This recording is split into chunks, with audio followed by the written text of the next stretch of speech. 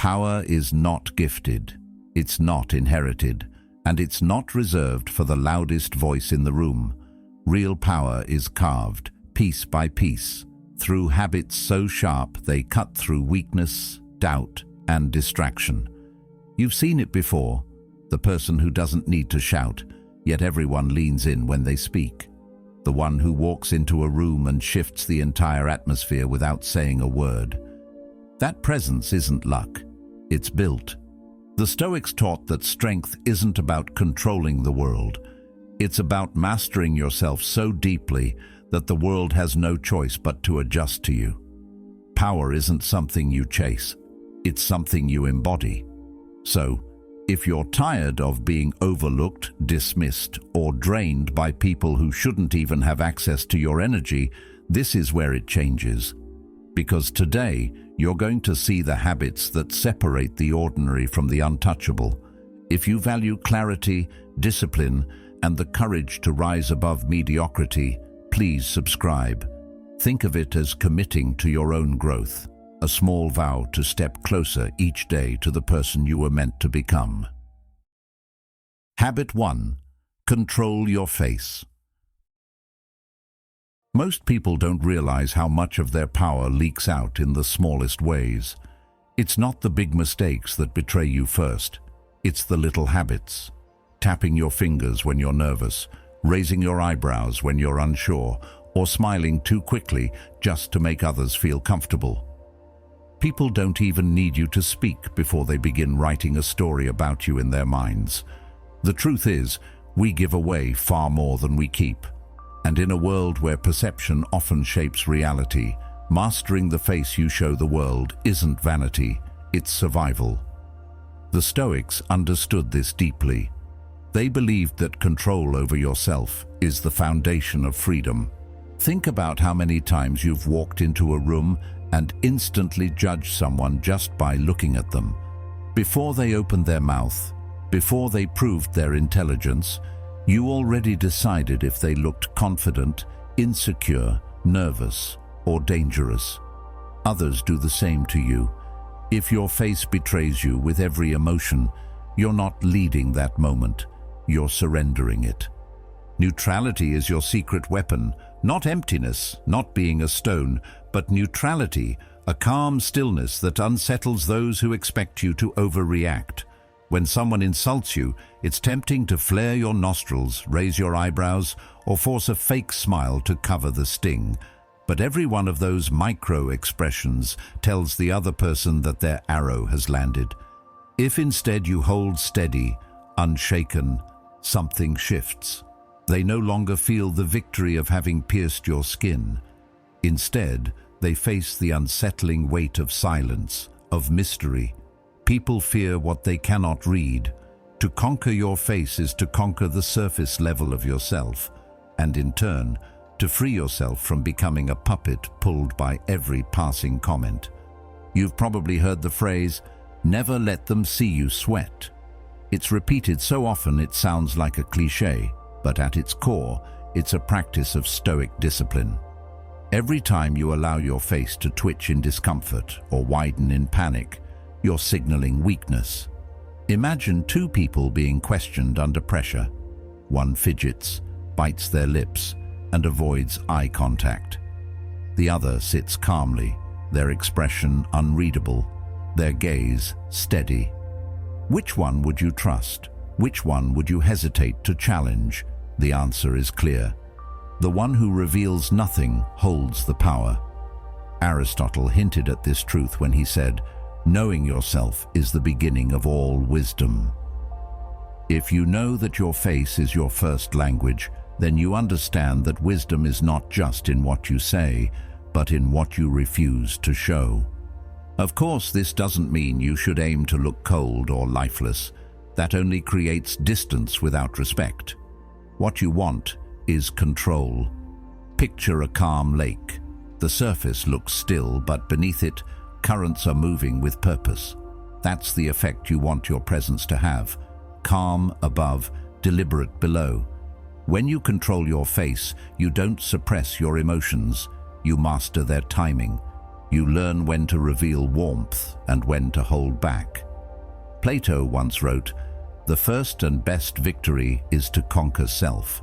That victory doesn't come from hiding your humanity. It comes from not letting your humanity be used against you. Let's make this practical. The next time you're in a conversation where someone pushes your buttons, practice the art of stillness. Keep your face neutral. Don't let the corners of your mouth twitch into defensiveness. Don't widen your eyes to prove you're listening harder. Just stay calm, breathing steady, with a relaxed gaze. This doesn't mean you're ignoring the person. It means you're refusing to let them dictate your inner state. Over time, this builds a reputation. People begin to realize that they cannot throw you off balance, and that realization shifts how they treat you. Suddenly they hesitate to push too hard, because your lack of reaction makes them question their own position. There's also an unexpected gift that comes with controlling your face. You create space for better thinking. When you stop overreacting physically, your mind slows down. You're no longer scrambling to defend yourself with expressions. You're free to observe, calculate, and respond with clarity. Epictetus reminded us, "It's not what happens to you, but how you react to it that matters." Reaction doesn't just happen in your words, it happens in your face. A neutral face buys you time, and in that time, you make better choices. Choices that reinforce strength instead of exposing weakness. Think of some of the most respected figures in history. Their power wasn't in constant outbursts or exaggerated reactions. It was in the way they carried themselves, often with silence and stillness. There's a reason statues of great philosophers and leaders are carved with calm, composed expressions. That image communicates something eternal. Strength doesn't scream, it steadies. Here's the uncomfortable truth. People will always test you. Sometimes intentionally, sometimes without even knowing it. A sarcastic comment, a dismissive gesture, an impatient sigh. It's all bait to see how quickly you'll reveal yourself. And if you react instantly, with your face betraying your frustration or eagerness to please, you've already lost the battle. The Stoics would tell you this: mastery begins at the point of resistance. If you can resist the urge to let your face explode with emotion, you've already taken the first step toward mastering the room. So, how do you build this habit? Start small. Practice in everyday moments. When someone cuts you off in traffic, don't grimace or throw your hands up. Breathe and hold steady. When someone interrupts you mid-sentence, resist the urge to scowl.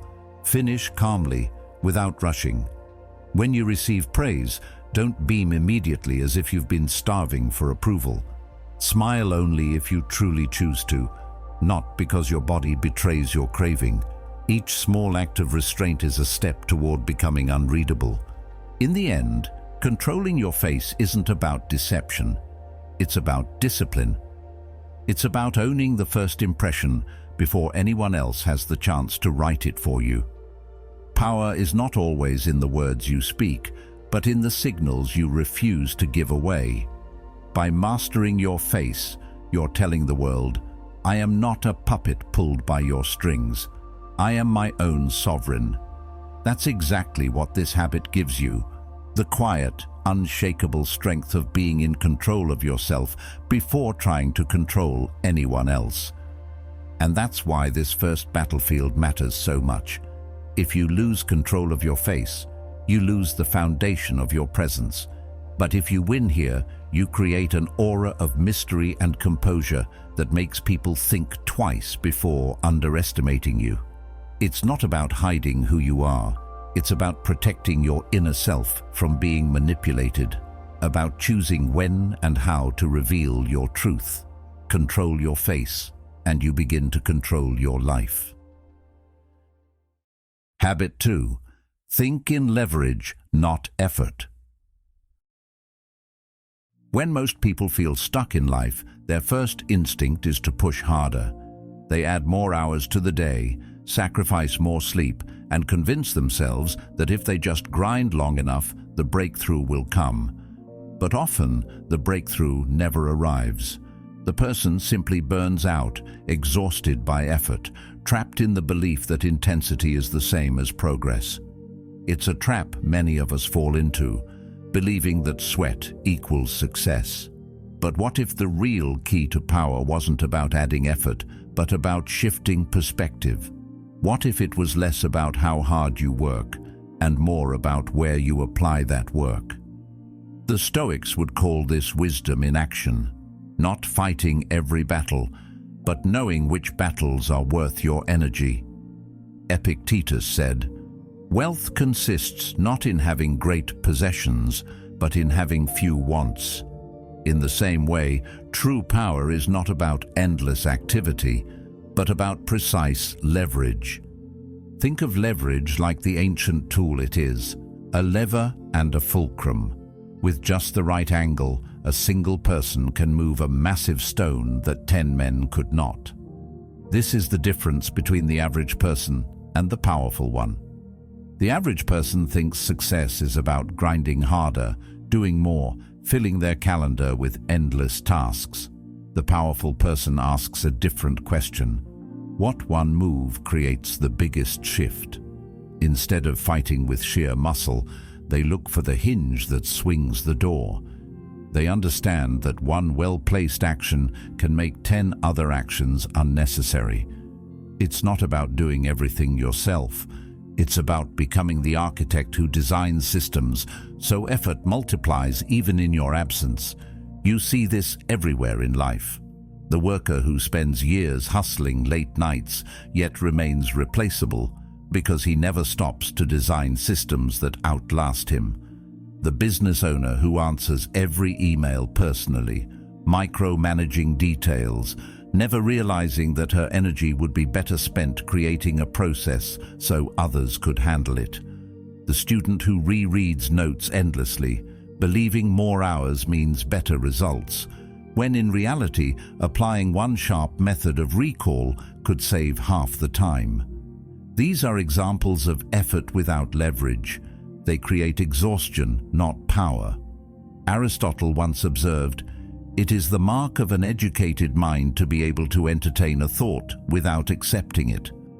Similarly, it's the mark of a powerful mind to test whether the actions you are taking are truly necessary or simply noise disguised as progress. Carl Jung saw this in the human psyche. He warned that without awareness, people repeat patterns that keep them enslaved. He said, "Until you make the unconscious conscious, it will direct your life and you will call it fate." For many, the endless grind is nothing more than an unconscious pattern, believing that constant effort is noble, even when it leads nowhere. To break free, you have to step back and ask, what lever am I pulling? Where does my action create ripples that extend far beyond the moment? The unconscious worker thinks in terms of hours. The conscious leader thinks in terms of leverage. One is consumed by time, the other bends time around them. Let's make this concrete. Imagine two different people building influence. One spends hours posting content, replying to every comment, chasing attention. The other creates one timeless piece of work that continues to spread long after they've stopped pushing it. That's leverage. Or take two leaders. One is constantly firefighting, solving every small problem for their team. The other builds a culture where the team solves problems themselves. That's leverage. One builds a machine, the other becomes the machine. Which life would you rather live? The Stoics taught that freedom comes not from serving every demand, but from choosing where to place your energy. If you pour your life into endless tasks, you'll look back and wonder where it all went. But if you live with leverage, your time compounds into something greater than yourself. There's also a psychological truth here. When you grind endlessly, you create a mindset of scarcity. There's never enough time, never enough energy, never enough you. But when you think in terms of leverage, you create abundance. One action fuels 10 results. One decision eliminates 10 problems. This is why powerful people seem calm even under pressure. They're not spinning their wheels. They've built systems that move on their behalf. Think of a tree. It doesn't chase the sun all day. It simply roots itself deeply, and the sun's path does the work for it. That's leverage in nature. So too in our lives, when we position ourselves correctly, much of the work begins to happen without us constantly forcing it. Here's the challenge though. Leverage requires patience. It means stepping back from the urgent grind and asking bigger questions. It means building habits that don't pay off immediately, but create exponential returns later. Plato said, "The beginning is the most important part of the work." When you choose leverage over effort, you're focusing on beginnings, on foundations that will carry the weight for years to come. This might mean automating part of your routine, delegating tasks, learning a skill that multiplies your future value, or building relationships that open doors later. These moves take time, but their payoff is far greater than simply working longer hours today. Let's be honest. Effort feels good in the moment. It makes you feel productive, like you're fighting the good fight. But effort without direction is like running on a treadmill. It burns energy but doesn't move you forward. Leverage, on the other hand, often feels uncomfortable at first. It forces you to let go of control, to trust systems, to value patience over adrenaline. But once you taste the freedom it gives you, you realize this is what power has always been about. Power is not in sweating the small stuff, it's in setting up the stage so that the small stuff handles itself. So how do you start thinking in leverage? Begin by asking yourself one simple question every day. What one action, if done now, would make everything else easier or irrelevant? If you answer that honestly, you'll see where the true hinges are. It might be learning a new tool that saves hours of repetitive work. It might be setting a clear boundary that eliminates constant interruptions. It might be delegating something you've been holding on to out of fear. The point is not to do more. The point is to find the lever. Marcus Aurelius put it simply, "If it is not useful, discard it." The wisdom here is ruthless. Cut what drains you, invest in what multiplies you. And once you begin to live this way, something powerful happens. You shift from being a worker to being an architect. Workers execute. Architects design. A worker might move bricks all day. An architect designs a bridge that moves thousands across a river for generations. Who holds the greater power? That's the choice you face every day. Will you keep grinding harder, hoping your sweat buys you respect? Or will you step back, see the bigger picture, and build systems that command respect because they outlast you? At the heart of Stoicism is this truth. We cannot control everything, but we can control where we put our energy. If your energy goes into endless effort, you'll always feel trapped. If your energy goes into leverage, you'll feel free. Stop suffering under the weight of unnecessary effort. Build leverage. Choose the hinge, not the mountain. Because power doesn't belong to the one who pushes the hardest. It belongs to the one who knows where to push. Habit 3. Speak less, observe more. Most people don't realize how much they give away when they open their mouths. The urge to fill silence with words is strong because silence makes us uncomfortable. We think that by talking, we prove our intelligence, our presence, or our value. But often, the opposite is true. The more we speak, the more room there is for others to dismiss, misunderstand, or even use our words against us. The wise have always known this. That's why one of the first marks of real power isn't what you say, it's what you hold back. The Stoics practiced this kind of restraint constantly. Think about the people who draw your attention the most. Are they the ones who never stop talking, filling every pause with chatter? Or are they the ones who say little, but when they do, every word seems to hang in the air, demanding to be heard. Words lose value when they're thrown around carelessly, but when they are used sparingly, they feel like rare coins, each one deliberate, each one worth something. Observation is a form of power people underestimate. While others rush to explain themselves, justify their actions, or defend their egos, the quiet person is watching. You're noticing how someone's hands twitch when they're lying, how their eyes dart when they're nervous, how their tone softens when they want approval. These details are invisible to the loud, but crystal clear to the observant. Epictetus taught, "We have 2 ears and 1 mouth so that we can listen twice as much as we speak." This isn't just advice about being polite. It's a strategy for power. Listening twice as much means you collect twice the information while revealing half as much about yourself. Silence also creates mystery, and mystery creates influence. When people can't easily read you, they project onto you. They start wondering what you're thinking, what you're planning, and whether you know something they don't. And in that wondering, your presence grows heavier. Your words should be like sharp blades, few in number, but impossible to ignore. But for those words to cut deeply, they must be surrounded by silence that gives them weight. The temptation to talk too much often comes from insecurity. We try to prove ourselves with explanations, with endless details, with stories meant to impress. But power doesn't explain itself. It doesn't rush to fill every space. It stands, calm and measured. Think of the moments when you've been in a room and someone fell completely silent. People leaned in. The silence was more commanding than any speech. That's the energy powerful people cultivate. Plato once said, "Wise men speak because they have something to say, fools because they have to say something." The challenge then is to train yourself to wait until your words add value, not just noise. Let's bring this into everyday life. You're in a meeting at work. Everyone is scrambling, arguing, throwing out ideas. Most people want to be the first to talk so they appear smart.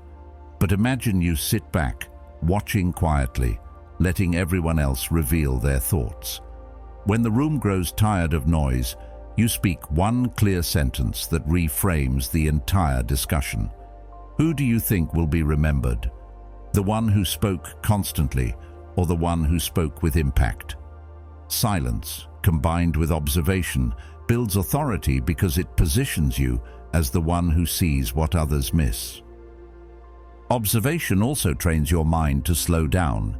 When you stop rushing to speak, you notice patterns others overlook.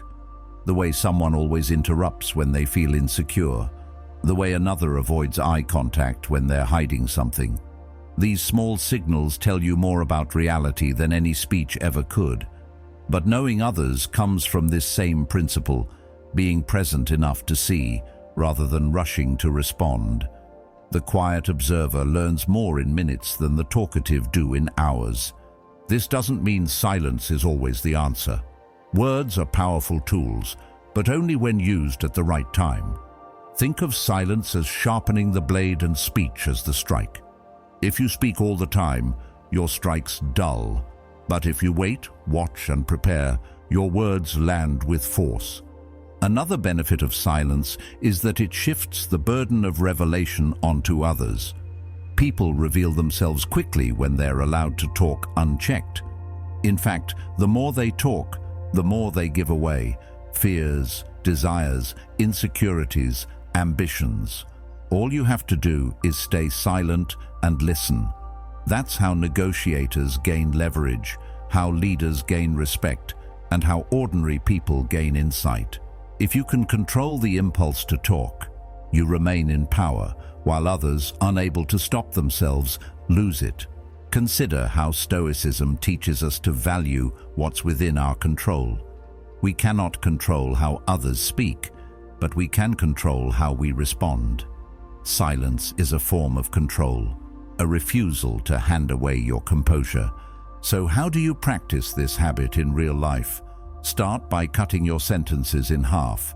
Say what needs to be said and stop there. Remove fillers like I think, just, and kind of. These words weaken your presence because they suggest uncertainty. Replace them with clarity. Also, practice letting silence linger. When someone finishes speaking, don't rush to fill the pause. Wait. You'll be surprised how often people reveal more when silence stretches. It feels uncomfortable at first, but that discomfort is where power grows. Picture this: two people debating. One interrupts constantly, their voice loud, their arguments scattered. The other listens calmly, waits, and when the noise dies down, delivers one precise statement that silences the room. Which one holds power? The answer is obvious. Power doesn't shout. It whispers at the right time. It watches while others stumble over their own words. That's what it means to speak less and observe more. And remember, silence isn't emptiness, it's space. Space to think, to calculate, to understand. It's the same space the Stoics sought in their practice of reflection. Epictetus urged his students to pause before reacting, to let reason step in before impulse. Silence is that pause. It's the moment between stimulus and response where wisdom grows. If you master that, your words become rare treasures instead of common noise. At the end of the day, the goal isn't to never speak. It's to make your words count, to turn them into tools that cut through confusion instead of adding to it. By speaking less, you give your voice weight. By observing more, you see reality as it is. And by combining the two, you embody the kind of power that doesn't need to be announced. It's felt. Habit 4. Be feared for the unknown. People often believe that fear comes from displays of aggression, from loud voices, or from constant reminders of strength. But the truth is, the deepest kind of fear doesn't come from what is obvious. It comes from what cannot be predicted. It's the unknown that unsettles us, the possibility of what might be waiting behind the curtain. Think about it. When you watch a thunderstorm roll in, it's not the strike you see that terrifies you, but the rumble of thunder that tells you another strike could come at any moment. This is the psychology of mystery. What people cannot measure, they cannot control, and when they can't control you, they start to fear you. Carl Jung explained it in another way. The most terrifying thing is to accept oneself completely. When you know yourself, your strengths, your limits, your hidden edges, you no longer need to put everything on display. Instead, you can choose what to show and what to hold back. Others, seeing only fragments, begin to sense there is more beneath the surface. Their minds project possibilities, and those projections often overshoot reality. The mystery of what you might do becomes larger than anything you actually do. This is the paradox of fear. It grows strongest in silence and shadow. Think of leaders, generals, or even athletes who are remembered not just for their victories, but for their unpredictability. The strategist who doesn't always strike back, who sometimes waits, sometimes ignores, sometimes retaliates with force. This unpredictability forces opponents to hesitate. They don't know which version of you they'll face. And hesitation is the first crack in anyone's armor. In everyday life, you can practice this habit by simply not explaining everything. We live in a culture obsessed with over-communication, explaining feelings, clarifying every move, correcting every rumor. But the more you explain, the more predictable you become. Imagine if, instead of defending yourself against gossip, you let the story float unanswered. People are left to wonder if the silence means acceptance, rejection, or something they can't grasp. That wondering gives you power. The moment you clarify every detail, the mystery disappears, and with it, the influence. Aristotle once said, "The more you know, the more you realize you don't know." And it works in reverse too. The less others know about you, the more they assume. That assumption often makes them cautious, respectful, even fearful. The goal here is not deception for the sake of manipulation, but selective revelation. You show enough to establish presence, but never enough to be fully mapped out. Like a chess player, you reveal pieces slowly, never letting your opponent see the full strategy until it's too late. Let's imagine a scenario. You're in a disagreement. The average person would rush to argue, defend themselves, or lash out. But instead, you pause. You let silence settle. You let your lack of reaction hang in the air. Suddenly, the other person is caught in their own mind, replaying what they said, second-guessing how you'll respond. They might even soften their tone, not because you demanded it, but because your silence created a space where they fear what could come next. This is the essence of Stoic composure. It uses stillness as a weapon, forcing others to battle their own imagination. When you hold yourself back, you create a shadow that others respect, even if they can't name why. They fear stepping too close because they don't know if your next move will bring warmth or fire. And that uncertainty creates distance, which often works in your favor. In relationships too, mystery changes dynamics. If you are constantly available, constantly explaining, constantly making yourself an open book, people stop valuing your presence. But when you sometimes pull back, when you leave things unsaid, people notice. They become curious. They wonder about your silence. They sense there is more beneath the surface, and that sensing keeps their respect alive. As Seneca said, "It is better to be despised for simplicity than to be tormented by continual pretenses." Mystery isn't about faking, it's about simplicity, knowing when to withhold and letting that restraint build strength. Carl Jung also warned us about the dangers of transparency without boundaries. He wrote, "Knowing your own darkness is the best method for dealing with the darkness of other people." By embracing your own depths, you realize you don't owe every part of yourself to the world. You keep some things hidden, not out of shame, but out of strategy. This distance doesn't weaken connection, it strengthens it by preventing others from thinking they have full access to you. And when people don't have full access, they tread carefully. Now, it's important to make something clear. Being feared for the unknown is not about cruelty. It's not about scaring people for pleasure or holding power just to dominate. It's about creating respect through unpredictability. Picture a lion resting in the grass. It doesn't roar at every passing sound. It doesn't chase every movement. It waits, calm and quiet. And because of that calm, every creature around it is alert, cautious, careful.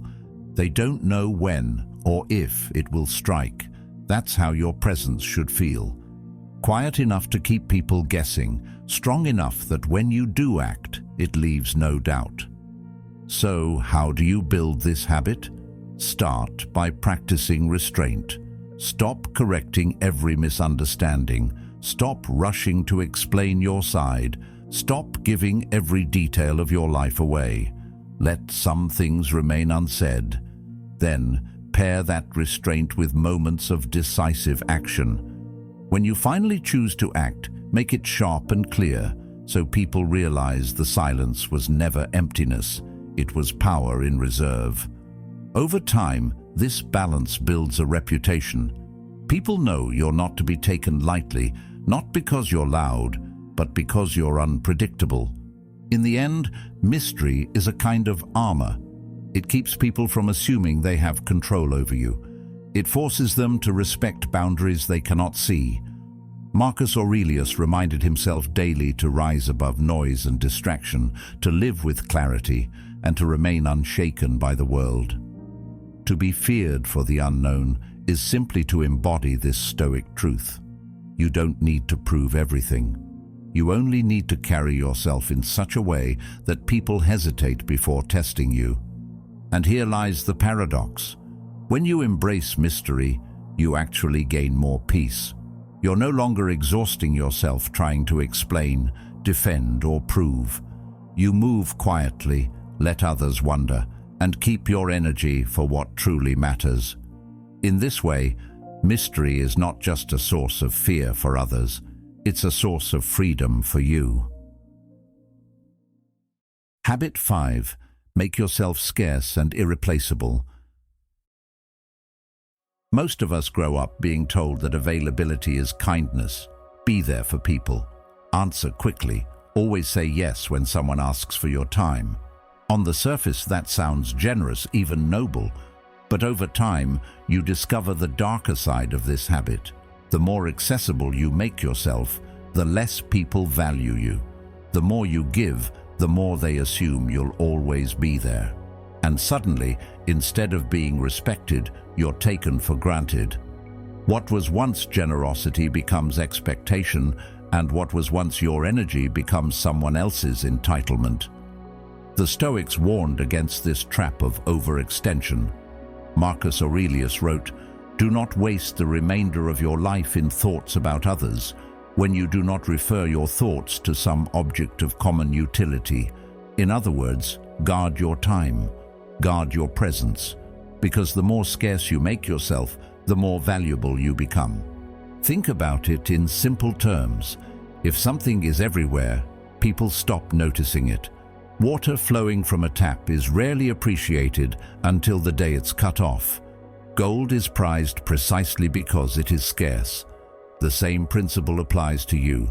If people can always call, always message, always demand your attention, then your presence loses its weight. But if your time is rationed, if your attention is precious, people treat it with reverence. If you're always accessible, you are letting others waste what is most limited, your life itself. Scarcity, though, is only half of the equation. To be powerful, you must also be irreplaceable. Scarcity makes people want you. Irreplaceability makes them need you. The people who hold the most influence in life are those who cultivate a skill, a strength, or a perspective that no one else around them can replicate. Picture a workplace. One person replies to every email instantly, attends every meeting, tries to do everything for everyone. The other person guards their time, but delivers something no one else can. Insights that solve problems, strategies that shape direction, or skills that no one else has mastered. When decisions are made, which one is missed if absent? Not the person who was always present but replaceable, but the one who was scarce and yet indispensable. This is the formula. Availability plus replaceability equals weakness. Scarcity plus irreplaceability equals power. The Stoics believed in self-mastery, and this is what scarcity truly is. Mastery over your own time and energy. Epictetus said, "If you want to improve, be content to be thought foolish and stupid." Sometimes guarding your time will make others think you are cold, detached, or even arrogant, but their judgment doesn't matter. What matters is your growth, your focus, your discipline. If you are always giving yourself away, you will never have enough left to sharpen your own edge. Scarcity is the courage to say no, not out of cruelty, but out of commitment to something greater. Irreplaceability, on the other hand, comes from depth. The world is full of generalists, people who dabble in everything but master nothing. Powerful people go deep. They choose one skill, one craft, one ability, and they refine it until it becomes their signature. Aristotle wrote, "We are what we repeatedly do." Excellence, then, is not an act, but a habit. By pursuing excellence in one area, you separate yourself from the crowd, and once separated, you become the person others cannot imagine operating without. That's how reputations are built, and that's how power solidifies. Now, this doesn't mean you need to withdraw completely from people. Scarcity isn't about isolation. It's about being intentional. It's about deciding when to be present and when to step back. The beginning here is your boundary. You decide when to answer, when to show up, and when to hold back. When people know your presence is not guaranteed, they begin to treat it as a privilege rather than a right. Imagine this in personal relationships. If you're always available, always the first to text, always the one to bend your schedule, people subconsciously stop respecting your time. They may care about you, but they do not value your presence the same way. But when you step back, when you become a little harder to reach, people notice. They start to think before calling. They weigh their words more carefully. And when you do show up, it feels like something meaningful, not routine. This is how scarcity protects dignity and commands respect. Let's also consider the subtle psychology at play. When someone is always available, others assume they have nothing better to do. It diminishes their perceived value. But when someone is harder to reach, others assume they must be busy with important things, and so their value increases. This is why powerful people are not constantly seen in every room, at every gathering, in every conversation. They appear rarely, but when they do, people pay attention. Their presence is scarce and therefore priceless. Scarcity without value is simply absence. Scarcity paired with contribution is power. When people know that your presence brings clarity, insight, or unique ability, they crave it. When they also know that presence is limited, they revere it. This balance creates untouchability. So how can you start practicing this habit? Begin by noticing how often you give your time away without thought. Do you reply instantly to every message? Do you say yes to every request? Do you stretch yourself thin to be present everywhere? If so, start cutting back. Delay responses. Decline invitations that don't matter. Spend time building one skill that truly sets you apart. Remember, scarcity without substance is emptiness, but scarcity with depth is power. In the end, becoming scarce and irreplaceable is about living with intention. It's about refusing to waste yourself on constant availability and instead building depth that others cannot ignore. Scarcity makes people want you. Irreplaceability makes them need you. Combined, they make you untouchable. This is not arrogance, it's wisdom. It's the wisdom of the Stoics, who knew that to live fully, you must live deliberately, not endlessly at the mercy of others. Habit 6. Keep allies close but controlled. Most people treat friendships and alliances as if they're sacred bonds that should never be questioned. We're told to trust unconditionally, to forgive endlessly, to always put relationships first. But life often teaches us the opposite truth. Sometimes the very people we lean on the hardest become the ones who hold us back the most.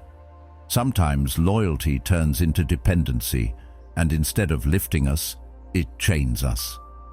Power doesn't grow in dependency. Power grows in clarity. The Stoics knew this well. Think of it like this.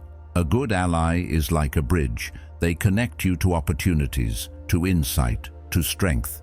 But if you lean too hard on that bridge, without maintaining your own balance, it can collapse beneath you. That collapse can cost you everything. We've all seen the dangers of leaning too heavily on others. The colleague who always seeks validation from their boss ends up controlled by approval.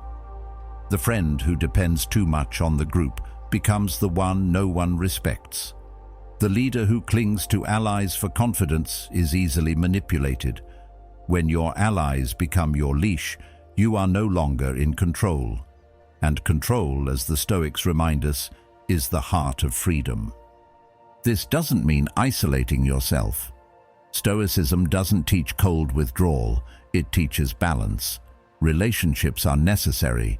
No one achieves anything great alone. But alliances must be intentional. A powerful person praises their allies openly, strengthening the bond and encouraging loyalty. But they also observe quietly, always asking, "Is this alliance still serving my growth?" If not, they adjust. They step back, they set boundaries, or, when necessary, they cut ties. Aristotle said, "A friend to all is a friend to none." The meaning is clear. You cannot treat every relationship as sacred. You must distinguish between those who truly align with your values and those who only drain your strength. Think about history's most effective leaders. They all had allies, but they never became prisoners of them. They understood that alliances are tools for growth and stability, not permanent lifelines. The great strategist doesn't hold on to every bond forever. They keep the ones that push them forward and let go of the ones that pull them back. The beginning of any alliance, then, is clarity. Why am I connecting with this person? What value do we bring to each other? Without clarity, emotion takes over, and emotion clouds judgment. The Stoics also believed in the power of detachment. Detachment doesn't mean you don't care, it means you don't cling. When you praise someone publicly, you build goodwill. When you cut ties privately, you preserve dignity. This balance keeps your reputation intact while protecting your energy. Let's take this into daily life. Imagine you have a friend who often supports you, but also drains your energy with constant negativity. The average person tolerates it endlessly, believing loyalty means never saying no. The powerful person, however, sets limits. They still support their friend, but they don't allow themselves to be dragged down. They decide when to give their time and when to step back. This is not cruelty, it's wisdom. It ensures the relationship remains useful instead of destructive. In work environments, this principle is even clearer. Leaders who give away all their trust unconditionally often end up betrayed. But those who balance trust with observation, who support their team while keeping authority intact, build respect. Their allies remain close, but never in control. Powerful people understand another key truth. The fewer emotional dependencies you have, the freer you are to act. When you can walk away from an alliance without collapsing, you hold the upper hand. And because you don't lean too heavily, people respect you more. They know you choose them, not because you need them, but because you want them. That choice makes your presence more meaningful. But let's not mistake strategy for coldness. Stoicism teaches virtue, justice, courage, wisdom, self-control. Real alliances are built on these virtues. A useful ally is not just someone who benefits you, but someone who helps you grow in alignment with these principles. So, how do you keep allies close but controlled? Start by observing. Watch how people act when you succeed, when you fail, when you disagree. Do they celebrate you genuinely, or do they grow distant? Do they support you quietly, or do they only show up for recognition? Observation tells you who deserves closeness. Then set boundaries. Don't allow every demand. Don't give away every secret. Don't tie your worth to their approval. Praise them when they do well, but if they cross the line, address it in private, firmly, and without drama. This balance creates both loyalty and respect. And when the time comes to cut ties, do it with dignity. Don't destroy, don't broadcast, don't create noise. Simply step back, remove their influence, and continue forward. People notice this strength. They see that you can walk away cleanly, and it makes them treat your bond more carefully. Jung observed, "People will do anything, no matter how absurd, to avoid facing their own souls." Many avoid letting go of toxic allies because it forces them to face their own fears of being alone. But facing that fear makes you stronger, and it ensures your allies remain allies, not masters. At the end of the day, keeping allies close but controlled is about balance. It's about honoring the role of relationships while never sacrificing your independence. Allies should strengthen you, not weaken you. They should support your mission, not replace it. And above all, they should never become your leash. Power is not about isolation, but it's not about blind loyalty either. It's about building connections with purpose, maintaining control over your own path, and ensuring that every relationship you nurture brings you closer to strength rather than further into weakness. Habit 7. Expect betrayal before it happens. It's one of the hardest truths to accept. The people closest to you today may not stand beside you tomorrow. Life shifts, circumstances change, ambition grows, and in those shifts, loyalty can fracture. Most of us don't want to face this. We'd rather believe that friendships are permanent, that alliances last forever, that once someone has shown us loyalty, it will never fade. But reality is less comforting. History, philosophy, and even our own experiences remind us that betrayal is not an exception. It's a recurring pattern. The Stoics, ever grounded in realism, warned against placing blind faith in people. Marcus Aurelius wrote, "When you wake up in the morning, tell yourself, the people I deal with today will be meddling, ungrateful, arrogant, dishonest, jealous, and surly." He didn't write this to make us cynical. He wrote it to prepare us. To accept betrayal as a possibility is not to distrust everyone. It's to protect your peace when it eventually comes. Sometimes growth keeps two people aligned. Other times it pushes them apart. A friend may cheer for you at one stage of your life but secretly resent you at another. A partner in business may stand firm until opportunity tempts them elsewhere. These shifts don't always mean malice. They often mean that circumstances pulled them in another direction. If you expect loyalty to remain unchanged, you set yourself up for shock. But if you anticipate change, you can adapt before it breaks you. Greed, envy, and desire can corrode even the strongest bonds. Someone who seemed content yesterday may crave more tomorrow, and in that craving, they may betray the hand that once fed them. When you recognize that betrayal is often born from human weakness, not just malice, you stop personalizing it. You stop making it about you. You start seeing it as part of the landscape of life, something to expect, prepare for, and rise above. So how do you live with this knowledge without becoming paranoid? The answer lies in awareness.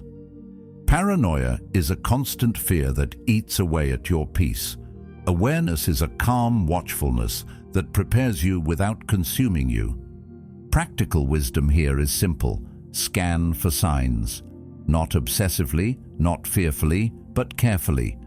Watch for hesitation when commitment is needed. Notice when messages are delayed without reason. Pay attention when someone forms new alliances quietly without involving you. These are not always betrayals, but they are signals. Signals worth logging. The powerful don't overreact to every signal. They simply record them, prepare alternatives, and build resilience. Aristotle reminded us, the whole is greater than the sum of its parts. If one part of your circle fails, your whole life should not collapse. That's why preparation is everything. By having alternatives, you ensure that the betrayal of one person doesn't destroy the structure you've built. Think of a general in war. He doesn't assume every ally will stay loyal until the end. He anticipates desertions, prepares fallback positions, and builds multiple supply lines. If betrayal comes, he is already 3 steps ahead.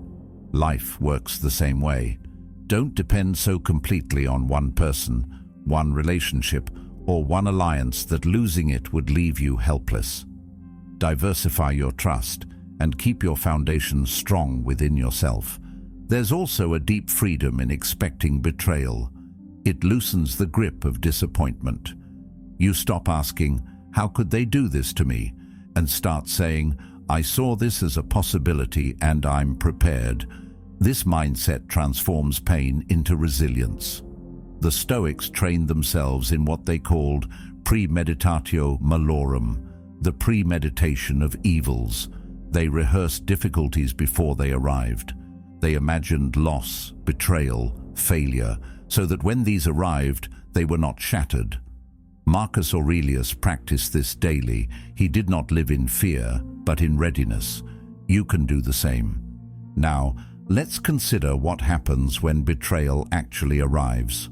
The average person reacts with rage, with loud accusations, with endless explanations. But reaction only reveals weakness. The powerful, on the other hand, move with calm. They've already built their alternatives. They've already expected this. Their silence unsettles the betrayer more than shouting ever could. If you suffer endlessly in anticipation, you double the pain. But if you prepare, you suffer less when it comes, because you've already rehearsed your response. There's another layer to this truth. Sometimes betrayal liberates you. Sometimes the loss of false loyalty clears the space for stronger bonds. Plato believed that truth emerges when we strip away illusions, writing, "We can easily forgive a child who is afraid of the dark. The real tragedy of life is when men are afraid of the light." Betrayal shines a harsh light. It forces you to see who truly stood beside you and who was only there for their own comfort. As painful as it feels, that light is cleansing. It removes illusions and leaves you with reality. And reality is always stronger than illusion. In your personal life, this habit of expecting betrayal teaches you to set healthy boundaries. You stop giving away too much of yourself too quickly. You stop tying your worth to someone else's loyalty. You build your confidence on your own foundation. Imagine this in practice. You're building a business with a partner. Instead of trusting blindly, you document agreements, you prepare exit plans, you build systems that survive even if the partnership ends. Or in friendships, instead of expecting people to always remain the same, you accept that growth may pull you apart. You cherish the bond while it lasts, but prepare for the day it may not. This doesn't make you cold, it makes you wise. You love fully, but without illusion. You connect deeply, but without chains. In the end, expecting betrayal before it happens is not about suspicion. It's about preparation. It's about protecting your inner world from being shattered when outer relationships falter. So ask yourself, are you preparing for the possibility of betrayal, or are you pretending it will never come? Because if you're unprepared, betrayal can break you, but if you expect it, if you've built resilience, it becomes just another event, a setback, not a collapse. The Stoics remind us that strength is not about avoiding hardship, but about meeting it with composure. Expect betrayal, prepare for it, and you'll find that when it comes, you're not the victim of it, you're already beyond it. Habit 8. React slow. Strike clean. One of the hardest things for most people to control is their first reaction. An insult stings, and the words fly out before you've even thought about them. A provocation cuts, and your body surges with adrenaline, demanding you fight back instantly. We live in a culture that almost encourages this. Clap back. Don't let anyone disrespect you. Always defend yourself. But here's the uncomfortable truth. The person who reacts quickly almost always loses. Why? Because when you react instantly, you're not thinking, you're being controlled. The person who provoked you owns your emotions, and in that moment, they own you. The Stoics understood this trap well. When you learn to pause, something remarkable happens. You step out of the grip of impulse and into the space of choice. The weak let others dictate their tone, their energy, and their peace. The strong slow everything down. They let silence do the heavy lifting while they gather themselves. And when the time comes to respond, it's not noise, it's precision. Carl Jung explored this idea through the lens of the psyche. He said, Everything that irritates us about others can lead us to an understanding of ourselves. Your quick reactions often reveal more about you than about the one who provoked you. That sharp comment that cuts so deeply, it wouldn't sting if it didn't touch something raw inside you. The instant anger that boils up. It tells you where your ego is fragile. By reacting slowly, you give yourself the chance to examine that irritation instead of broadcasting it. You turn an insult into information. You transform provocation into insight. And in doing so, you rob your enemy of power. Think about the image of a swordmaster. A beginner swings wildly, every emotion written on their face, every strike uncontrolled. But the master? He stands still, calm, silent. His blade doesn't flinch at every movement. He waits, he studies, and then, with one swift, precise strike, he ends the fight. That's the difference between weakness and strength, between overreaction and control. Control yourself, and you control the outcome. Lose yourself, and you hand victory to the other side. We see this play out in everyday life. Someone cuts you off in traffic, and your instinct is to shout, to slam the horn. But what does that change? Nothing. You give them your peace, your energy, and maybe even your safety. A colleague undermines you in a meeting, and your urge is to argue immediately, to prove yourself. But if you wait, observe, and then choose your words carefully, your calmness makes their noise look foolish. A friend makes a cutting remark. You want to fire back. But if you pause and smile instead, their comment dissolves under the weight of your composure. Silence, paired with a clean strike when necessary, always wins. Aristotle once said, "Anybody can become angry, that is easy. But to be angry with the right person, to the right degree, at the right time, for the right purpose, and in the right way, that is not within everybody's power and is not easy." That's exactly what we're talking about.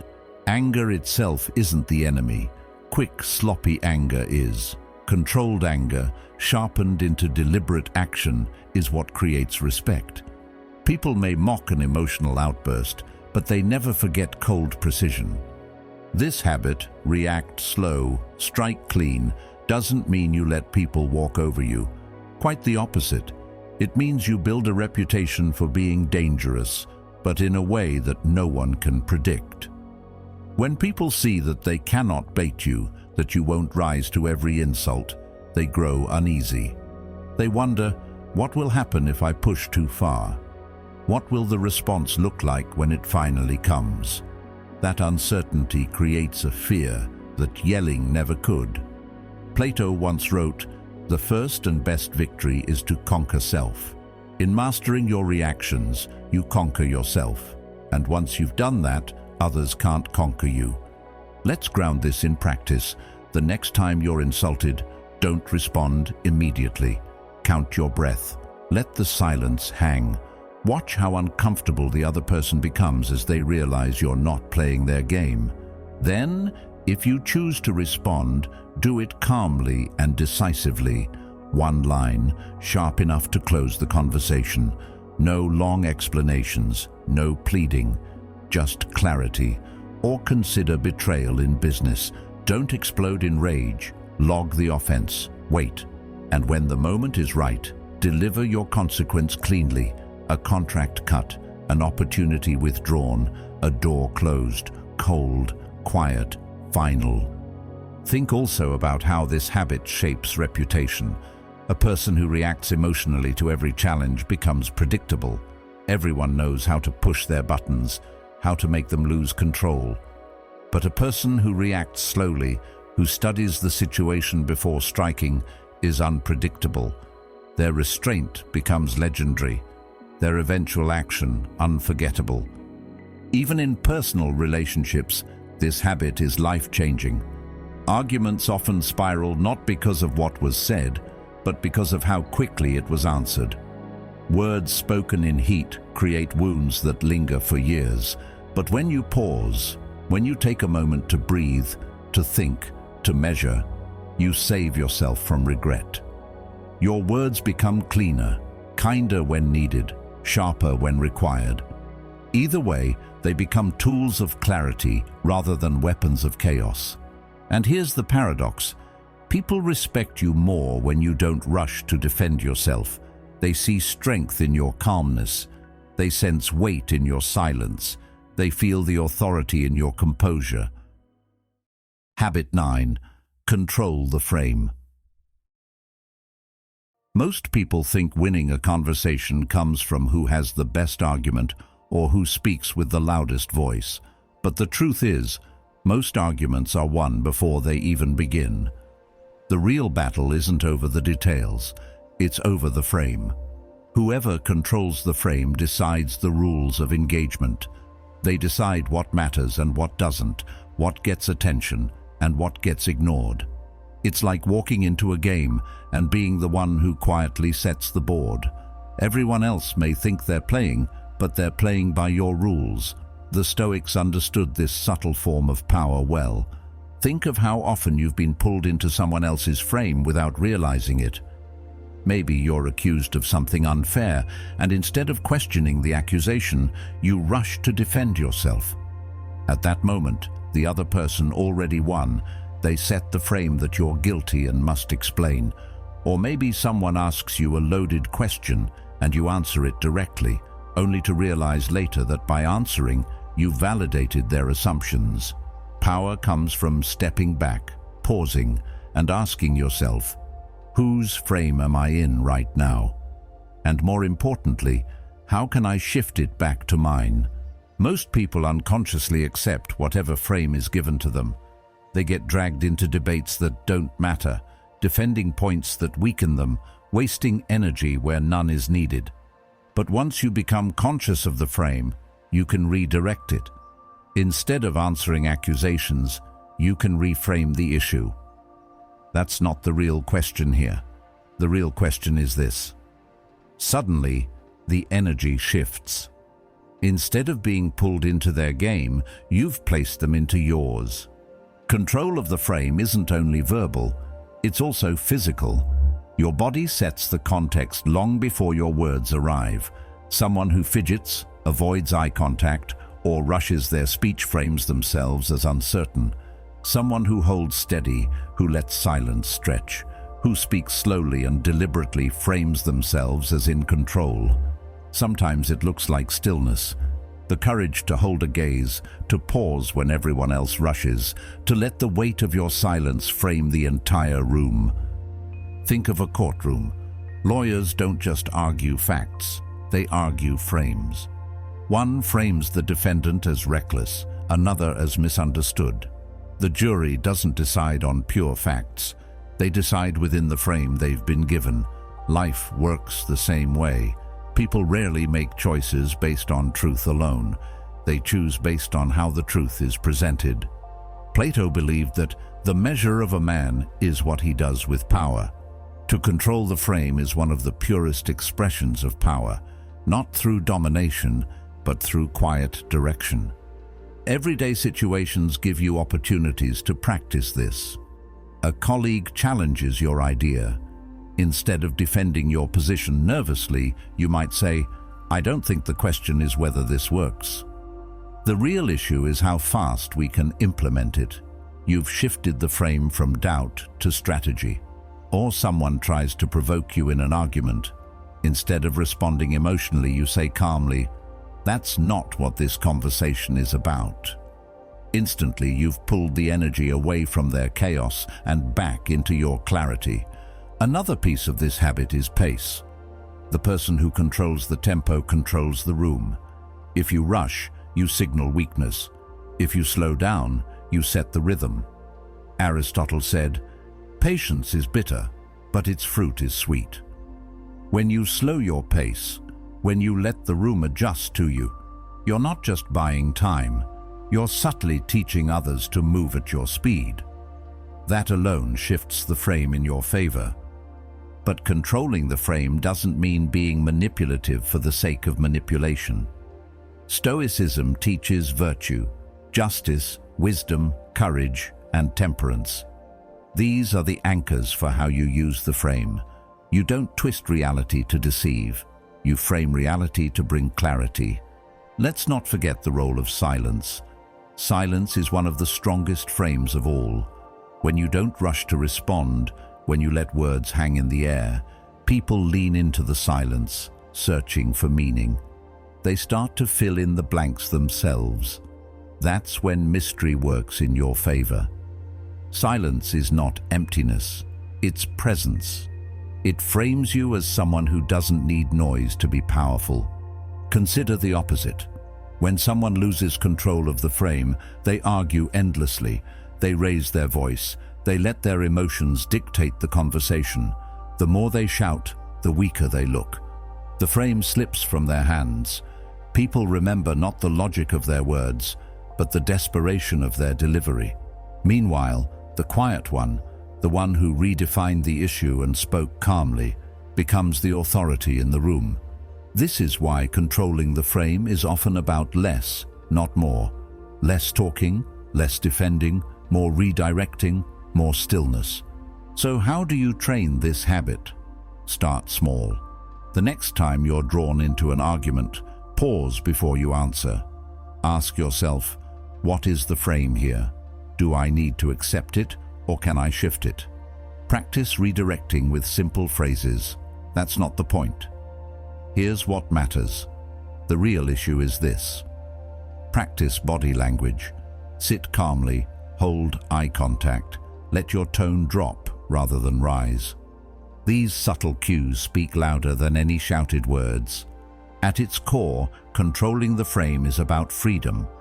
The freedom to define how you engage, the freedom to protect your energy, the freedom to ensure that others cannot drag you into their chaos. Marcus Aurelius practiced this daily in his meditations, returning again and again to perspective. Perspective is the ultimate frame. If you set it yourself, no one else can steal it. In the end, power isn't about shouting the loudest. It's about quietly shaping the space so that everyone else follows your rhythm. The person who controls the frame wins before the argument even begins. They don't waste energy proving themselves. They don't get lost in noise. They set the context, and the context shapes the outcome. That's why when you learn to control the frame, you stop fighting for influence. You become the influence. Habit 10. Operate in shadows, reward in public. Most people have the urge to broadcast every move they make. They share their goals before they've taken the first step. They announce their plans before they've proven themselves. In the modern world, it's almost expected. You have to show what you're doing, prove you're working, let everyone know how busy you are. But here's the problem. When you expose your strategies too soon, you weaken them. You invite interference, criticism, and sometimes even sabotage. Power doesn't move in the open. Power builds quietly, like roots spreading under the soil. The Stoics understood this deeply. Marcus Aurelius reminded himself, "The more we value things outside our control, the less control we have." Broadcasting your every move places your power outside of you. Operating in shadows keeps it where it belongs, within your hands. Think of how nature operates. Seeds don't announce themselves while buried underground. They grow silently, hidden from sight, until the day they break through the surface with undeniable strength. Strategy works the same way. But here's the paradox. While your planning must remain hidden, your generosity should be loud. When you operate in silence and then deliver rewards in public, you create a reputation that multiplies itself. Seneca said, "Wherever there is a human being, there is an opportunity for kindness."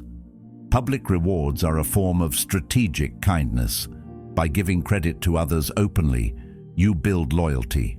You show that you are not threatened by the success of those around you.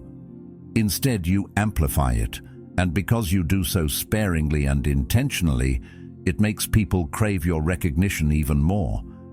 History is filled with examples of leaders who mastered this balance.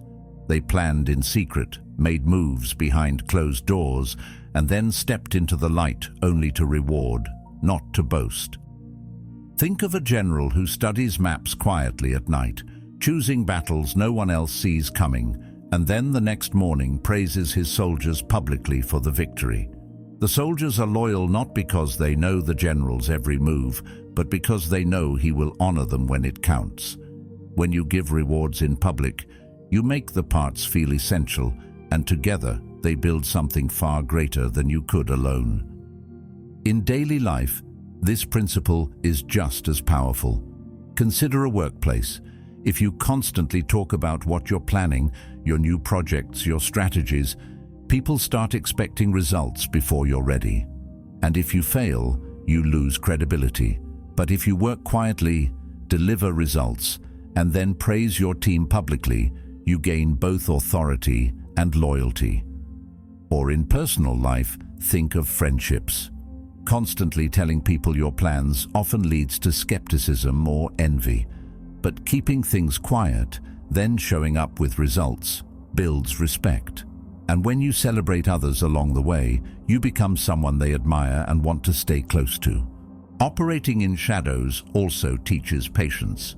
It forces you to focus on building rather than on impressing.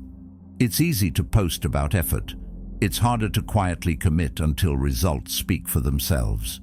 Beginnings are fragile. If you expose them too early, they can be crushed under doubt and scrutiny. But when guarded in silence, they gain strength until they can stand on their own. Protect your beginnings. Let them grow in darkness, and reveal them only when they're ready to thrive in light. And then, when you do step into the light, don't use it to glorify yourself. Use it to glorify others. Public rewards are powerful because they shape reputation. When you give credit openly, you create an atmosphere where people want to work with you, where loyalty grows not from fear, but from admiration. Epictetus taught, "He who seeks wisdom is wise already." By rewarding others in public, you show wisdom. You show that your focus isn't only on yourself, but on the bigger picture. And in return, people see you as someone worth following. Imagine this in practice. You're leading a small team.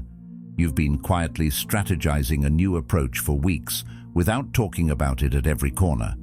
When the plan succeeds, instead of taking all the credit, you praise your team in front of others. Suddenly, they're motivated.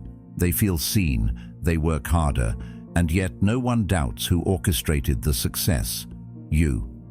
This dual reputation of being both mysterious in planning and generous in reward makes you magnetic. People respect your silence and crave your recognition. Seneca warned us about the danger of seeking approval too quickly. It is not the man who has too little, but the man who craves more that is poor. Broadcasting your strategies is often just craving approval before it's earned. The Stoic way is different. Work in stillness, let your actions prove themselves, and let recognition flow outward, not inward. In that balance, you become untouchable. Even body language reflects this habit. When you sit quietly in meetings, observing while others scramble to showcase their ideas, you frame yourself as someone who sees more than they say. Then, when you finally speak, you elevate others. Your silence makes your words powerful, and your generosity makes them loyal. That combination builds a reputation that no one can easily challenge. So, how do you build this habit? First, practice restraint. Resist the urge to share your plans too early. Let your results do the speaking. Second, practice observation. Learn to build in silence, to notice details others overlook while they're busy announcing themselves. Finally, practice generosity. When you succeed, praise others publicly. This doesn't cost you power, it multiplies it. People will begin to crave your approval more than they crave rewards from anyone else. At the end of the day, operating in shadows and rewarding in public is about balance. Silence protects your strategies. Generosity strengthens your reputation. Combined, they create a presence that is both mysterious and magnetic. Habit 11. Reinvent quietly. Most people love to announce their changes before they've even taken the first step. They'll post about a new habit, a new lifestyle, or a new identity long before the work is done. It gives them the satisfaction of being seen as someone who is changing, even if the change itself never comes. But here's the harsh truth.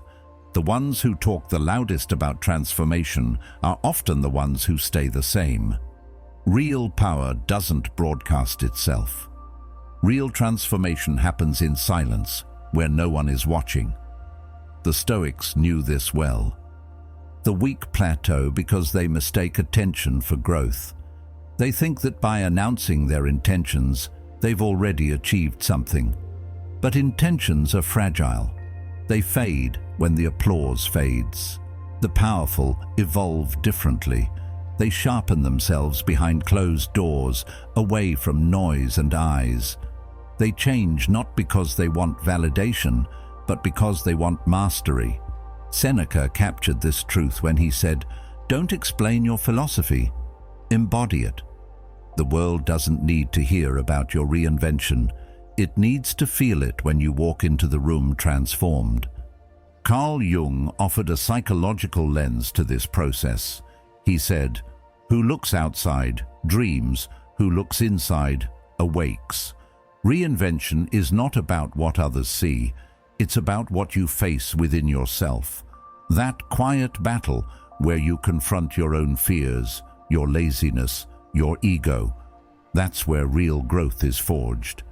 If you win there, you don't need to announce anything. By the time you step back into the world, the results speak louder than words ever could. People who knew you before will look twice, wondering when the shift happened. The mystery makes the transformation even more powerful. Think of how nature evolves. The caterpillar doesn't tell the world it's building a cocoon. It withdraws, disappears into silence, and transforms in darkness. When it returns, it is unrecognizable. That's how powerful reinvention works. Quietly, slowly, away from distractions. The Stoic practice of solitude mirrors this. Epictetus urged his students to withdraw often into themselves, not to escape the world, but to prepare for it. In solitude, they refined their character so that when they returned, they carried an inner strength that no applause could give and no criticism could take away. Too many people sabotage themselves by announcing change too soon. They declare, "I'm going to lose weight. I'm going to start a business. I'm going to be different this year." And while the declarations feel empowering in the moment, they also set traps. People begin to watch, to judge, to expect. Pressure builds, and often the person crumbles under it. But beginnings are fragile. Exposing them too early can destroy them. Protect your beginnings. Let them grow in silence until they're strong enough to stand without defense. Reinvention in silence is not only about protecting your progress, it's also about sharpening your unpredictability.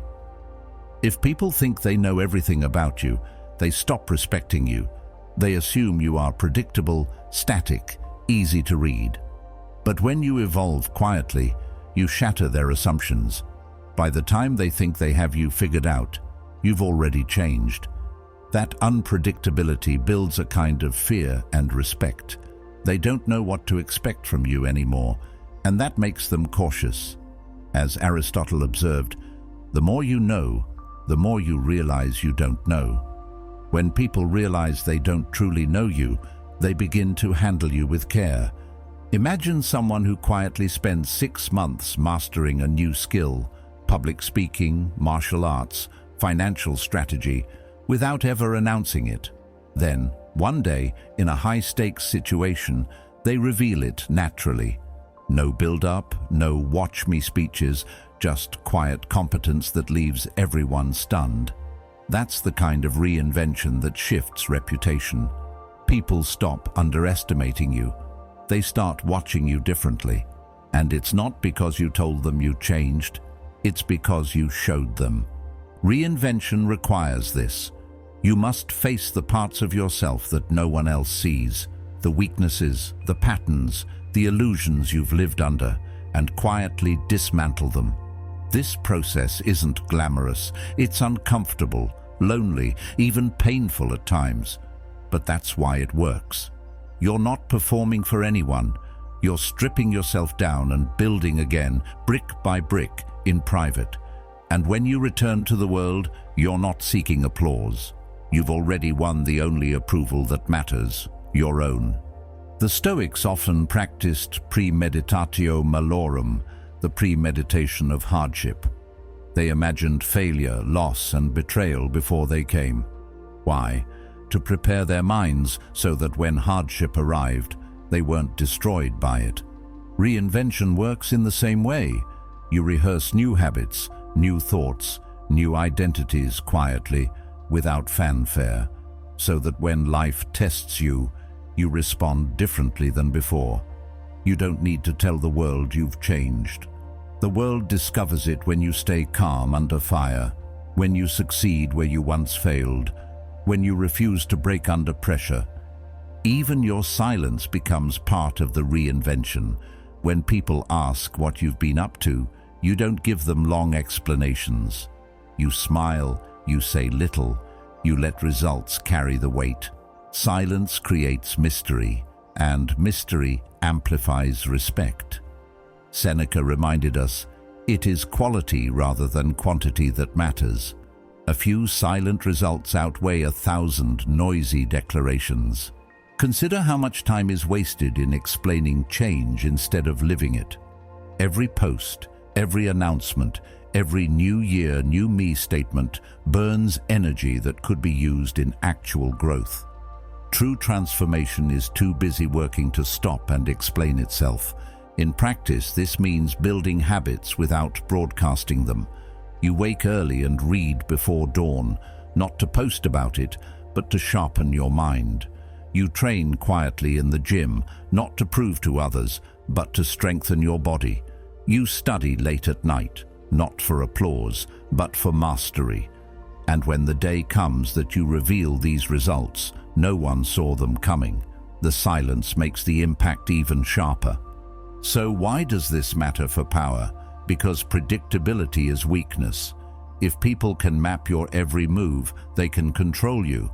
But if you reinvent quietly, you keep them guessing. You're no longer a fixed target. You're fluid, evolving, untouchable. At the end of the day, weak people plateau because they mistake noise for growth. The powerful evolve in silence. They sharpen new skills behind closed doors. They dismantle old patterns in solitude, and they return to the world not with promises, but with proof. By the time people notice, it's already too late to catch up. That's the secret of reinvention. It doesn't ask permission. It doesn't announce itself. It arrives quietly, undeniably, and it changes everything. Habit 12. Guard your time like a fortress. One of the easiest ways to measure a person's strength isn't by how much money they have or how loud their voice carries. It's by how they treat their time. Time is the one resource you can never buy back. Once it's gone forever.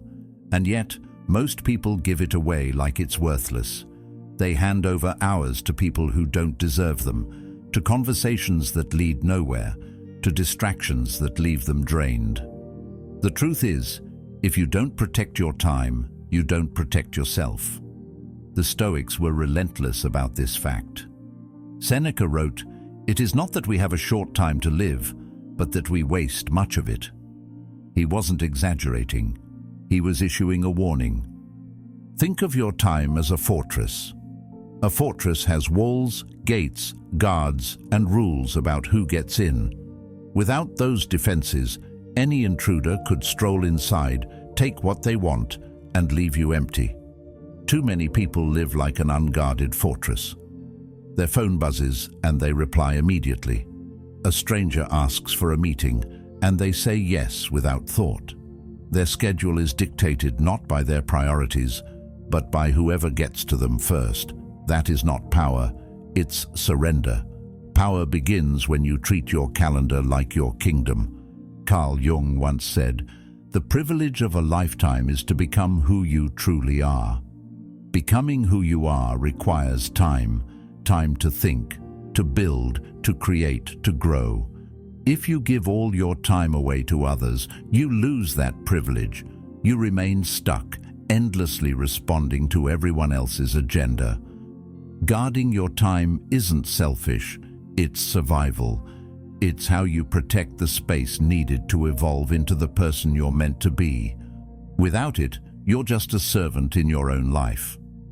Imagine for a moment that your time is literal gold. Would you hand it out freely on the street?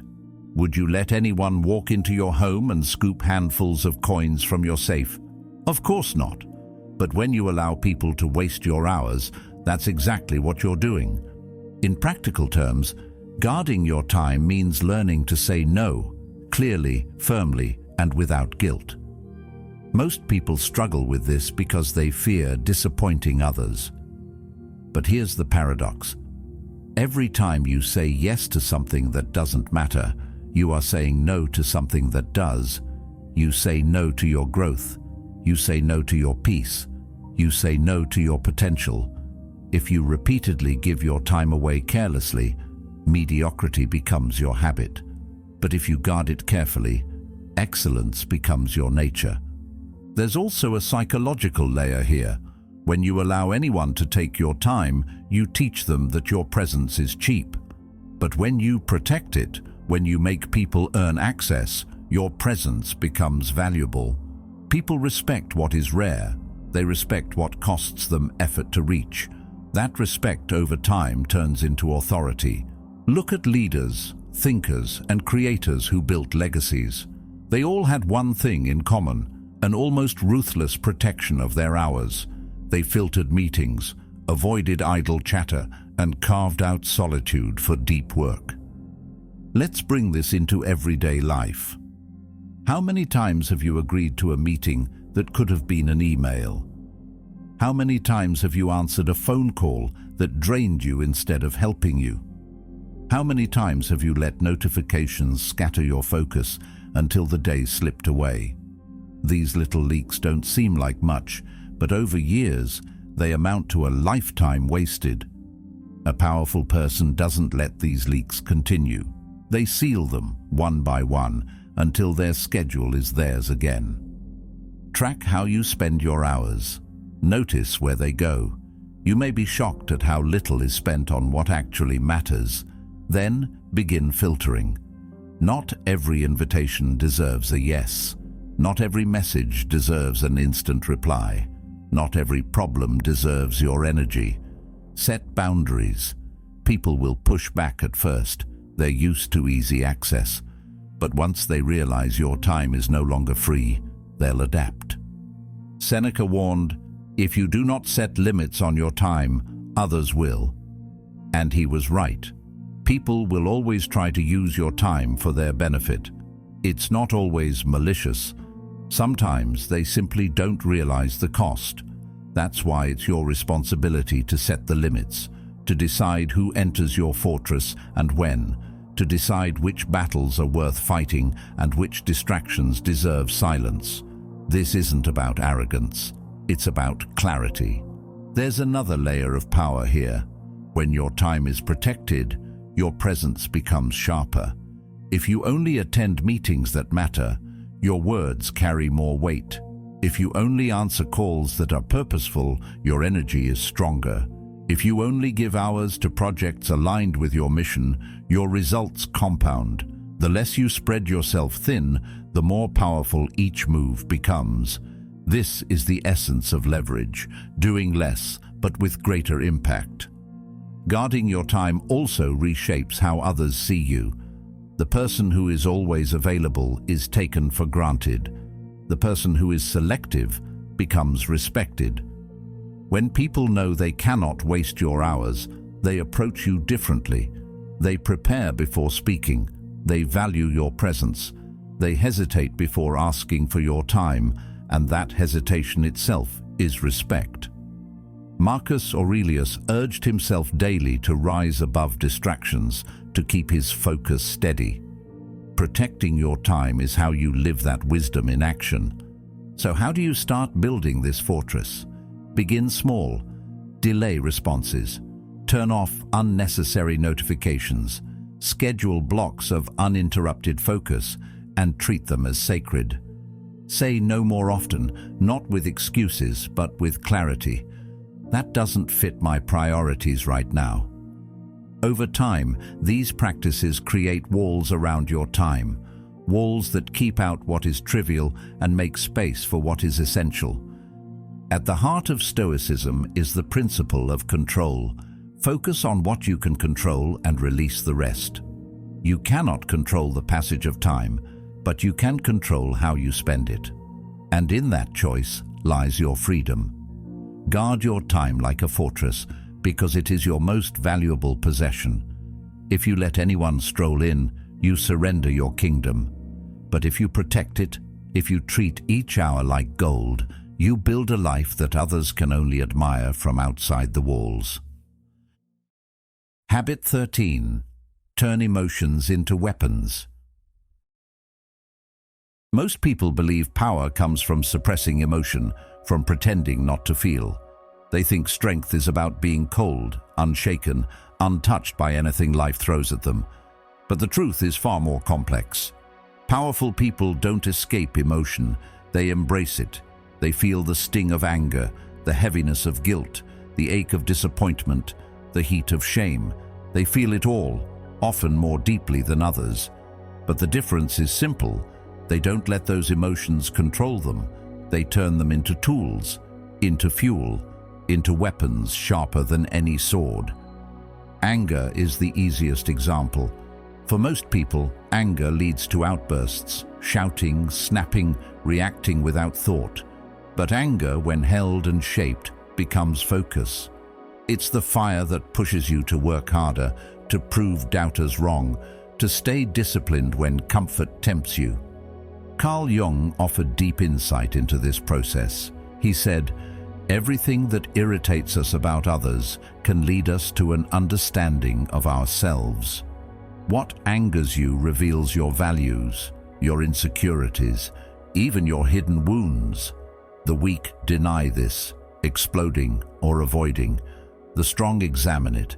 They ask, why does this provoke me? What does it teach me about myself? How can I use it?" By making the unconscious conscious, they strip anger of its power to enslave and instead turn it into a weapon of clarity. Pain works the same way. Life delivers losses, betrayals, failures. The average person drowns in them. They complain, they collapse, they become bitter. But the powerful turn pain into resilience. Seneca said, "Difficulties strengthen the mind as labor does the body." Pain becomes training. Every setback becomes weight added to the barbell of the soul. And just like the body grows stronger by lifting heavier loads, the mind grows sharper by carrying heavier trials. What breaks others builds them, not because they enjoy pain, but because they know pain is a tool. Shame and guilt are emotions most people try to bury. They deny them, or they let them rot into self-hatred. But the powerful don't waste these feelings.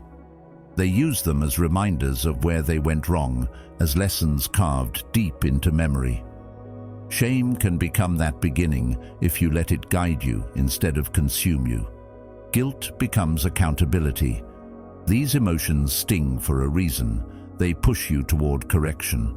Weakness lies in hiding from them. Strength lies in facing them and saying, "I will not make that mistake again." Think of how a blade is forged. It is beaten, burned, cooled, and beaten again. That process doesn't destroy it. It makes it unbreakable. Emotions are the fire and the hammer. The weak crumble in the heat. The powerful let the process shape them into something indestructible. conquer yourself is to turn your raw emotions, even the darkest ones, into something useful, into a weapon that cuts through weakness. Let's bring this into real life. Someone insults you in public. Your first instinct is to snap back, to defend your pride. But if you pause, if you let that sting fuel your composure instead, you come out stronger. You let silence hang, and in that silence, the insult loses its power. Or imagine betrayal by a friend. The hurt is deep, but instead of drowning in bitterness, you let that pain fuel boundaries, sharpen your judgment, and push you to build alliances more carefully. That's power, not pretending it doesn't hurt, but refusing to let it break you. Most people live enslaved by emotions they don't even understand. They explode in anger and call it personality. They wallow in sadness and call it destiny. The powerful pull those forces into the light. They study them, they redirect them. They don't deny emotions, and they don't worship them either. They rule them.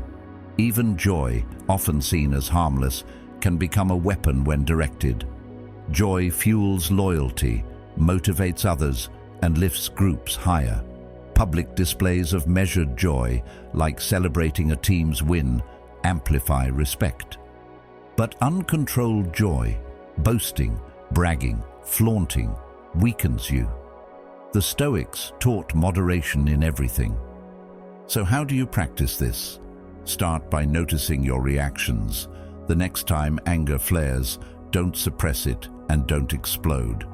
Ask what it's teaching you, then redirect it into discipline, into action, into progress. When pain comes, don't drown in it. Treat it like training. Remind yourself, as Seneca did, that difficulties are weights for the mind. When guilt or shame rise, resist the urge to deny them. Face them, use them as guides for correction, and when joy comes, share it wisely, using it to build connection without losing yourself in the high. If you repeatedly let emotions control you, chaos becomes your habit. But if you repeatedly turn emotions into fuel, mastery becomes your habit. Over time, this becomes instinct. The same way a fighter channels adrenaline into precision, you channel emotion into clarity. Powerful people aren't unfeeling statues. They are fully alive, fully aware of every pulse of emotion. But instead of being tossed around by those waves, they learn to surf them. They ride anger into focus, pain into resilience, shame into wisdom, joy into loyalty. They let emotion feed their power without ever letting it drain them. At the heart of Stoicism is the idea that nothing outside of you can truly control you. Not events, not people, not even raw emotion. Marcus Aurelius wrote, "The impediment to action advances action. What stands in the way becomes the way." That's the secret. Every emotion that rises against you can be turned into something that serves you. Anger becomes the way. Pain becomes the way. Shame becomes the way. In the end, the weak believe that power means hiding their emotions, but the powerful know better. Power means feeling deeply, but never being ruled. It means turning every surge of emotion into a tool that sharpens your edge. To master emotion is not to silence it, but to weaponize it. And when you can do that, nothing, no insult, no betrayal, no storm inside or outside, can shake your foundation. Habit 14. Build a reputation that works for you. Most people think reputation is just about popularity, about being liked or admired. But that's not what a powerful reputation really is. A reputation isn't built on how many people smile at you. It's built on what people say when you're not in the room. It's built on the stories, the whispers, the echoes that carry long after you've left. And the truth is, if you don't deliberately shape your reputation, others will shape it for you. That's why the wise and the powerful guard their reputation as carefully as their own life. Marcus Aurelius wrote, "If it is not right, do not do it. If it is not true, do not say it."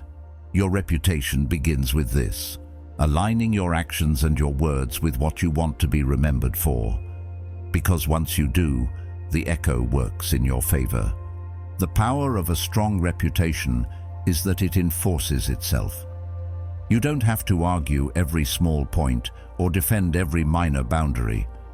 One decisive action, remembered widely, carries more force than 100 small explanations.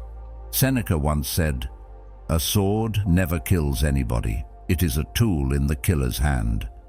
Reputation works the same way. It's a tool, silent but sharp. You don't have to draw it constantly.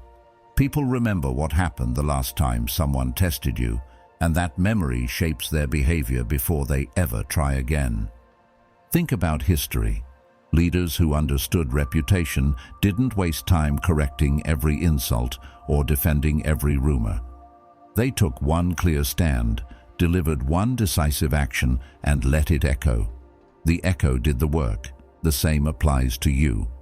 If someone disrespects you and you respond with composure but finality, ending the relationship, cutting off access, walking away without drama, that one act, seen or even just whispered about, shapes how people treat you from then on. Your decisive acts, not your endless words, define that measure. In everyday life, reputation is often underestimated. Think about a workplace. If you're known as the person who always says yes, people will keep piling on work, expecting you to carry it. But if you establish early that you don't tolerate unnecessary tasks, people think twice before dumping them on you. Or in relationships, if you're known as someone who forgives endlessly without consequence, you'll be tested again and again. But if you make it clear once, firmly and calmly, that betrayal means distance, you won't have to repeat yourself. The reputation enforces the boundary. Reputation also ties directly to predictability and unpredictability. If people know you tolerate weakness, they exploit it. If they know you respond inconsistently, they gamble with your patience. But if they know you are decisive, that one firm act is enough to change everything, they treat you with caution. When people realize they don't fully know what you'll do, but they do know the cost of disrespect, they respect you. That's how a reputation both precedes and protects you. Building a reputation requires that you face your own shadows. If you act inconsistently, if you punish one person and let another slide because of favoritism, your reputation weakens. But if you align your actions with principles, even when it's uncomfortable, people notice. They may not like it in the moment, but they'll respect it in the long run. Let's take an example. Imagine someone lies about you. The weak response is to argue with everyone, to explain, to beg people to see the truth. The strong response is to act once, cut off the liar, state your boundary, and then move on without another word. Over time, people will remember not the noise of explanations, but the silence of your certainty. And that silence, that refusal to play their game, becomes your reputation. Seneca reminded us, "He who is brave is free." The bravery to act once clearly frees you from endless battles. Reputation is also tied to consistency. If you punish disloyalty once but tolerate it later, people stop taking you seriously. But if your actions are consistent, your reputation becomes a shield. You don't have to keep proving yourself. Others prove it for you, whispering your standards wherever you go. The Stoics also understood the value of detachment in shaping reputation. If you're obsessed with being liked, your reputation becomes weak. People sense the desperation, and they exploit it. But if your focus is on being respected, not liked, your reputation becomes strong. Respect is rooted in boundaries, in decisive action, in principles that don't shift with every breeze. The psychological impact of reputation is powerful. People edit themselves before they approach you. They hesitate before asking too much. They treat you with caution, even reverence, because they know what you stand for. Jung explained this as the collective unconscious, the way shared beliefs spread invisibly. Your reputation becomes part of that. You no longer have to remind people of your standards. They remind each other. That is the mark of real power. So how do you build this kind of reputation? Start by being clear about your principles. Decide what you will never tolerate and live by that. Then, when someone tests you, act decisively once. No drama, no noise, just a clean response. Protect your consistency. Don't enforce boundaries daily with nagging or constant corrections. Let the decisive act echo. And most importantly, let your actions align with your words. Plato said, "We can easily forgive a child who is afraid of the dark. The real tragedy of life is when men are afraid of the light." Don't be afraid to let the light of your principles guide you, even if it means losing some comfort. At the end of the day, reputation is the shadow you cast. You don't control every whisper, every story, every perspective, but you do control the actions that create them. Build a reputation that speaks before you do, that warns before you arrive, that commands before you utter a word. When people say, "He doesn't tolerate that," or "She cuts people off cold," that's not gossip, that's your shield. And when your reputation works for you, you don't have to fight for respect every day. Respect walks in the room with you. Habit 15. Evolve without warning. Most people crave recognition for every little step they take. They start a new habit and immediately tell the world. They set a goal and broadcast it to anyone who will listen. It gives them validation before they've even accomplished anything. But here's the truth. The more you announce, the more predictable you become. And predictability is weakness. Power doesn't move in straight lines where everyone can see what's coming. Real power evolves quietly, without warning. By the time people notice you've changed, it's already too late for them to catch up. Beginnings are fragile. If you expose them too early, they can be crushed by doubt, envy, or sabotage. But when you nurture them in silence, you give them room to grow strong roots before anyone can interfere. Think of the tree. It doesn't ask permission to grow. It doesn't announce its roots spreading underground. It evolves unseen until one day it towers above everything else. Your growth should follow the same law of nature: quiet, steady, undeniable. Most people repeat the same patterns endlessly because they don't question them. They stay predictable, trapped in routines that everyone can see coming. But when you begin evolving internally, questioning your patterns, reshaping your unconscious drives, you start breaking free. You don't need to announce it. By the time people realize you've shifted, you're already living on another level. And because they can't predict you anymore, they can't control you. Consider how fighters train. The amateur boasts about every workout, every sparring session, showing their moves online for validation. But the true warrior trains in silence. They refine their craft unseen, studying, adapting, sharpening skills no one knows they have. Then, when the fight comes, their opponent faces someone entirely different from the person they thought they knew. The unpredictability itself becomes a weapon. Seneca wrote, "The man who has anticipated the coming of troubles takes away their power when they arrive." By evolving in silence, you anticipate how others will try to challenge you, and you remove their advantage before they even strike. In everyday life, this habit is just as powerful. Think about the friend who suddenly shows up after months of quiet with a new skill, a new discipline, a new strength you didn't expect. That transformation commands respect. It makes people pause, reevaluate, and treat them differently. Compare that to the person who announces their new journey every few weeks but never follows through. One earns admiration. The other becomes background noise. There's also a psychological advantage in being unreadable. People try to control what they can predict. If they know how you'll react, they can push your buttons. If they know your plans, they can prepare against them. But if you're constantly evolving, new habits, new skills, new perspectives, they can't anticipate you. That uncertainty forces them into caution.